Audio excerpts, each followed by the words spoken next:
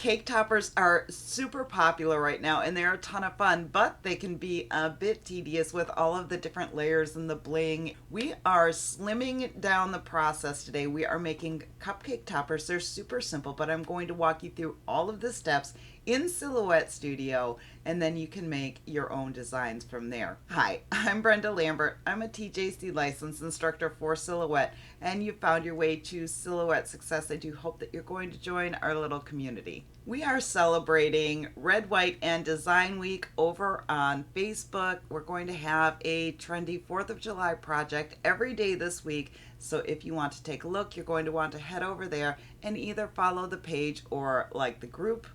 Maybe both. Our first cupcake topper is super simple. We just need to go up to File and down to Merge and find our image. I am using a JPEG file for this one, which actually works out best. This comes in a little bit large, so let's click on this to select it. And I'm going to double click on the width and enter 4. Let's head over to the send page for just a second. When you're using a JPEG file, the cut lines just come out around the image that was brought in. And that's actually perfect for this file. Let's go back to design. The only thing we need to do with this really is right click and duplicate, right click and flip horizontally. Now we're going to pull this up until these blue lines light up and we know they are perfectly aligned with each other. Since this one is still selected, I'm going to use the arrow key and just bump it over a little bit so that I know that they're overlapping and there's not going to be any gap in between them. Now we can select both of these, right click and group, and we're going to head over to the send page again for just a second. Now we have the cut lines turned on for both of these and we have a cut line down the middle. That's not what we want. Let's switch over to use outline of selection, and because we grouped them, that's going to eliminate the middle cut line. Now this is going to cut out all as one piece and we'll be able to fold the sticker over on top of itself with a toothpick or a cupcake topper stick right here in the middle. Let's go to the design page one more time. We need to go to the print and cut panel. If you are still on V4, this will be in the page setup panel still. In V5, it has been moved. Let's click on enable registration marks. And now, since I have my cut border and print border enabled, you can see that this is going to be too wide. I like to make my cupcake toppers right around 2.5 to 3 inches wide anyway. So let's shrink this down to right around 6. That's good. And now we just need to fill our page. So we can duplicate and set them in place. And I'm going to do one more. We can select all of them and shrink them down just a little bit more. And we'll be able to fit 5 on a page here. Since I'm going to laminate these, I like to confine the designs to this area in the middle. I don't like to go anywhere near these hatched areas. This way I can just lay the laminate right over this area and I know that it's not going to interfere with the registration marks at all. Now we can go back to the send page one last time just to make sure that everything is set up the way we need it, and that looks good. We can go up to File and down to Print. Check your print preview and then print again. Choose your printer, make sure your preferences are set, and then print.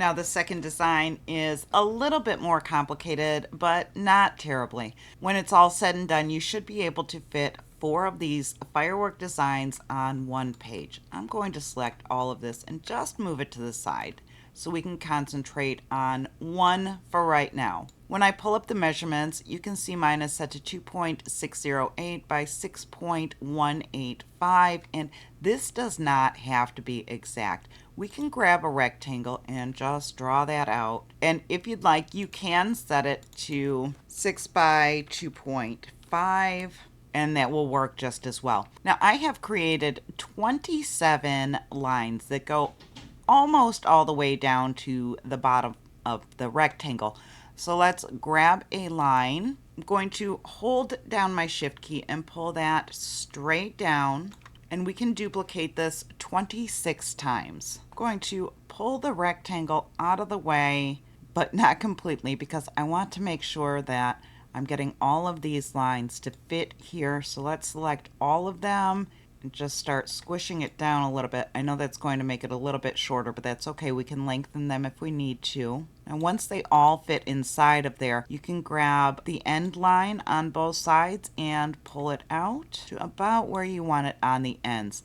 Now we can select all of them, go up to our Align tool at the top and click on Space Horizontal. And that's going to give us even spacing throughout all of our cut lines. Now let's bring our rectangle back up here. And again, that does fall short. So let's group them together. Align the top of our rectangle with the top of our cuts. Select our cut lines. And now we can just pull that down. And again, this does not have to be exact. You just want to make sure you have enough room at the bottom so that these don't tear away. Now we can select both of those pieces, right click and group. And to finish off this design, I just grabbed an ellipse from the drawing tool, held down my shift key and pulled that out so that it was right around a 1/2 inch. And that's going to give us a nice base to glue our firework to. I did finish this off with a couple of stars, and I got mine from my Flexi-Shapes. If you don't have Flexi-Shapes, you can find one easily online.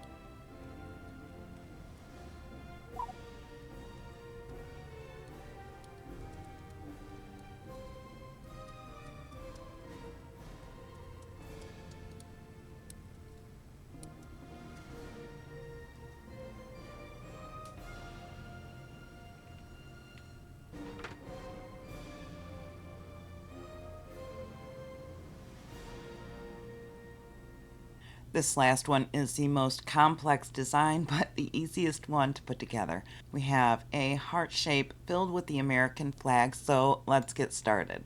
We're going to grab a heart from our Flexi-Shapes. Just drag that out on the mat, right click, and convert that to path. I'm going to make that a little bit larger so we can see what we're doing and we can resize it at the end. The first step is to open up the offset panel, click on internal offset. You can adjust the distance, but I'm going to go ahead and click on apply.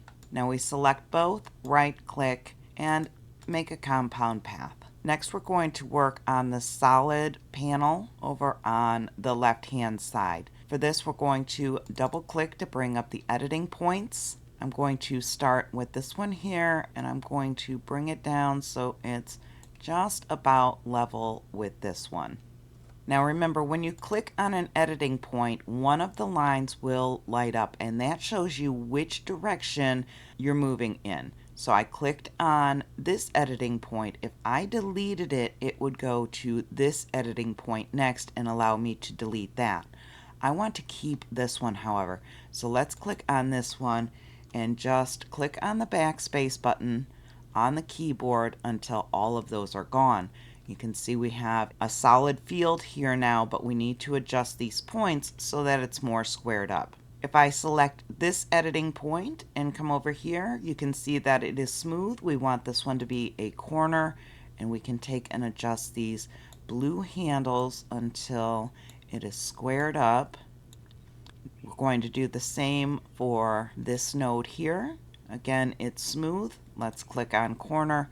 We can take this handle and just bend it around, and that gives us a solid field for our flag inside of the heart.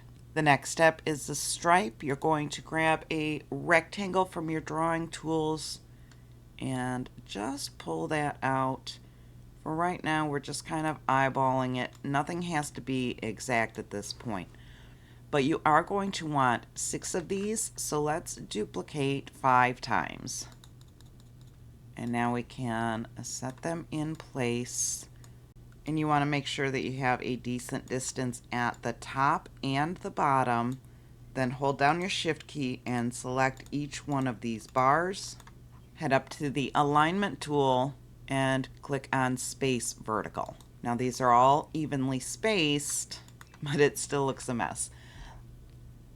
Let's start adjusting these so that the end overlaps the heart.